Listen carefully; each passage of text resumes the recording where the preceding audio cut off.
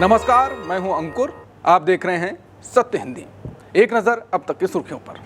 गुरुवार को लोकसभा में वाणिज्य मंत्री पीयूष गोयल ने अमेरिका के नए 25% टैरिफ पर कहा कि भारत अपने राष्ट्रीय हितों की रक्षा के लिए हर जरूरी कदम उठाएगा। पीयूष गोयल ने बताया कि अमेरिका द्वारा भारत के सामानों पर 25% टैक्स लगाने के ऐलान के बाद भारत सरकार इस फैसले के असर का गहराई से अध्ययन कर रही है। केंद्रीय मंत्री पीयूष गोयल ने गुरुवार को अमेरिकी राष्ट्रपति ट्रंप की उस टिप्पणी को खारिज कर दिया जिसमें उन्होंने भारत और रूस की अर्थव्यवस्थाओं को मृत बताया था। गोयल ने कहा कि भारत दुनिया की सबसे तेजी से बढ़ती अर्थव्यवस्थाओं में से एक है और जल्द ही तीसरी सबसे बड़ी अर्थव्यवस्था बनने जा रहा है। उन्होंने कहा कि ट्रंप का बयान उनकी अज्ञानता दिखाता है। भारत की अर्थव्यवस्था मजबूत है और IMF व विश्व बैंक ने भी इसके विकास को सराहा है। अमेरिकी राष्ट्रपति ट्रंप की भारतीय अर्थव्यवस्था मृत है वाली टिप्पणी का कांग्रेस नेता राहुल गांधी ने समर्थन किया, जिससे वो खुद अपनी पार्टी में गिर गए हैं। राहुल ने कहा कि ट्रंप ने सच्चाई दिखाई, लेकिन कांग्रेस के कई नेता समेत राजीव शुक्ला ने इसका विरोध किया और भारत की अर्थव्यवस्था को मजबूत बताया। शुक्ला ने साफ कहा कि ट्रंप गलतफहमी में है और भारत दुनिया की सबसे तेजी से बढ़ती अर्थव्यवस्था है। शिवसेना की प्रियंका चतुर्वेदी ने भी ट्रंप को अज्ञानी कहा। बीजेपी ने राहुल पर निशाना साधा कि वो विदेशी नेता के बहाने भारत को नीचा दिखा रहे हैं। अमेरिकी राष्ट्रपति ट्रंप द्वारा भारत पर 25% टैरिफ लगाने की घोषणा के बाद कांग्रेस ने गुरुवार को प्रधानमंत्री मोदी पर तंज कसा। कांग्रेस ने कहा कि मोदी पहले TOP यानी टमाटर, प्याज, आलू की कीमतों की चुनौती की बात करते थे, लेकिन अब देश को CAP यानी चीन, अमेरिका, पाकिस्तान से उपजे राजनीतिक संकटों का सामना करना पड़ रहा है। कांग्रेस के संचार विभाग के प्रभारी महासचिव जयराम रमेश ने कहा कि राष्ट्रपति ट्रंप भारत पर लगातार दबाव बना रहे हैं। उन्होंने कहा कि 10 मई से अब तक ट्रंप 30 बार ये दावा कर चुके हैं कि उन्होंने ऑपरेशन सिंदूर को रोका। ये दावे उन्होंने 4 अलग अलग देशों में किए हैं। 18 जून को उन्होंने व्हाइट हाउस में पाकिस्तान के सेना प्रमुख और पहलगाम आतंकी हमलों के मुख्य साजिशकर्ता को लंच पर बुलाया। जयराम रमेश ने आगे लिखा कि 30 जुलाई को ट्रंप ने भारत से अमेरिका को होने वाले आयात पर 25% टैरिफ लगा दिया। साथ ही भारत के रूस से तेल और रक्षा उपकरण खरीदने पर भी एक प्रकार की सजा लगा दी है। इसके अलावा ईरान के साथ व्यापार करने को लेकर कम से कम 6 भारतीय कंपनियों पर प्रतिबंध लगा दिए हैं। IMIM के प्रमुख असदुद्दीन ओवैसी ने अमेरिकी राष्ट्रपति ट्रंप द्वारा भारत पर 25% टैरिफ लगाने और रूस से तेल हथियार खरीद पर दंड की घोषणा पर तीखा हमला बोला।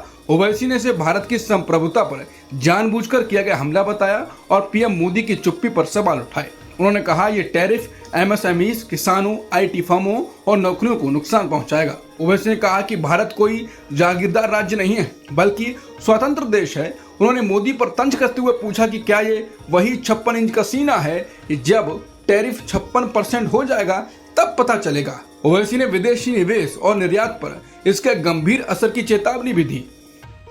2008 के मालेगांव बम धमाके के मामले में NIA की स्पेशल कोर्ट ने बड़ा फैसला सुनाया। NIA की स्पेशल कोर्ट ने इस मामले में सभी 7 आरोपियों को बरी कर दिया। आरोपी 7 भी प्रज्ञा सिंह ठाकुर, लेफ्टिनेंट कर्नल पुरोहित, मेजर जो कि रिटायर्ड हो चुके हैं रमेश उपाध्याय, सुधाकर चतुर्वेदी, अजय रहीरकर, सुधाकर धर द्विवेदी उर्फ शंकराचार्य और समील कुलकर्णी को कोर्ट ने बरी कर दिया। कोर्ट ने 1000 से ज्यादा पन्नों में फैसला सुनाया है। स्पेशल जज AK लाहौटी ने कहा कि अभियुक्तों पर गहरा संदेह हो सकता है, लेकिन उन्हें सजा देने के लिए काफी नहीं है।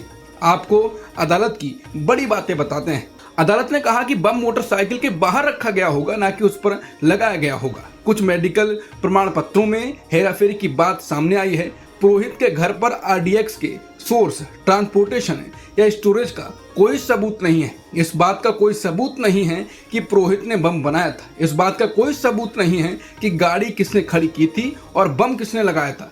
घटना स्थल का पंचनामा दोषपूर्ण था। मालेगांव विस्फोट स्थल से सबूत इकट्ठा करने का काम किसी को उकसा कर नहीं किया गया था। विस्फोट स्थल दूषित था, इसलिए परिणाम निर्णायक नहीं हो सकता। प्रज्ञा सिंह ठाकुर के खिलाफ कोई ठोस और विश्वसनीय सबूत नहीं है कि बाइक उनकी थी और उनका उस बाइक से कोई संबंध था। कॉल इंटरसेप्शन अधिकृत नहीं था और अभियुक्तों पर मुकदमा चलाने के दोनों अनुमति आदेश दोषपूर्ण हैं, इसलिए UAPA लागू नहीं किया जा सकता। साजिश का सबसे महत्वपूर्ण हिस्सा फरीदाबाद और भोपाल में हुई बैठकों में था, लेकिन गवाह अपने बयानों से पलट गए, इसलिए अभियोजन पक्ष बैठक और साजिश को साबित करने में विफल रहा। आवाज के नमूने का सबूत दोषपूर्ण था। इंटरसेप्शन के लिए कोई प्राधिकरण नहीं था और ऐसी बातचीत पर भरोसा नहीं किया जा सकता। अभियोजन पक्ष की मंजूरी दोषपूर्ण है, इसलिए यूएपीए के प्रावधान लागू नहीं किए जा सकते। अदालत ने कहा कि गवाह और सबूत पर्याप्त नहीं हैं, इन सबूतों पर भरोसा करना असुरक्षित है। कुल मिलाकर सबूत आरोपियों के खिलाफ मामला साबित करने के लिए भरोसा नहीं जगाते, इसलिए अदालत ने सभी आरोपियों को संदेह का लाभ दिया। मालेगांव 2008 बम धमाका केस में कोर्ट ने प्रज्ञा ठाकुर, कर्नल पुरोहित समेत 7 आरोपियों को बरी कर दिया। बीजेपी ने इसे हिंदू आतंक की थ्योरी को खत्म करने वाला फैसला बताया और कांग्रेस पर तीखा हमला बोला। रविशंकर प्रसाद ने कहा यह कांग्रेस का वोट बैंक के लिए रचा गया षड्यंत्र था। उन्होंने राहुल गांधी और सोनिया गांधी से देश से माफी मांगने की मांग की। सांसद ब्रजलाल और रवि किशन ने कहा कि पूरे हिंदू समाज को बदनाम किया गया। साधु संतों ने भी फैसले का स्वागत किया और कांग्रेस को घेरा। छत्तीसगढ़ के दुर्ग रेलवे स्टेशन पर एक महिला ने दावा किया कि वो ननों के साथ आगरा काम के लिए जा रही थी जब बजरंग दल कार्यकर्ताओं ने उसे धमकाया और मारा। महिला ने कहा कि पुलिस थाने में विश्व हिंदू परिषद की कार्यकर्ता ने थप्पड़ मारा और बयान बदलने के लिए धमकाया। उसके अनुसार उसे और 2 अन्य को ईसाई अस्पताल में नौकरी का वादा किया गया था। जीआरपी ने मानव तस्करी और जबरन धन परिवर्तन के आरोप में ननों और एक अन्य को गिरफ्तार किया है। बजरंग दल और पुलिस ने सभी आरोपों से इनकार किया है। मामला राजनीतिक रंग ले चुका है। केरल सरकार और चर्च संस्थाओं ने विरोध जताया है। मुख्यमंत्री विष्णुदेव साय ने इसे महिलाओं की सुरक्षा का मामला बताया, जबकि केरल बीजेपी ने गिरफ्तारी से दूरी बनाई है। जांच जारी।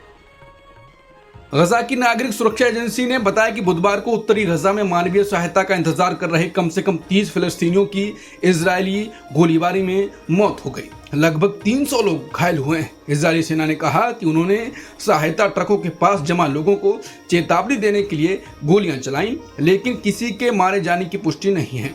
गजा के अल शिफा अस्पताल के निदेशक ने कहा कि उनके अस्पताल में 35 शव आए हैं, जबकि एक अन्य रिपोर्ट में कम से कम 48 फिलिस्तीनियों की मौत की जानकारी दी गई।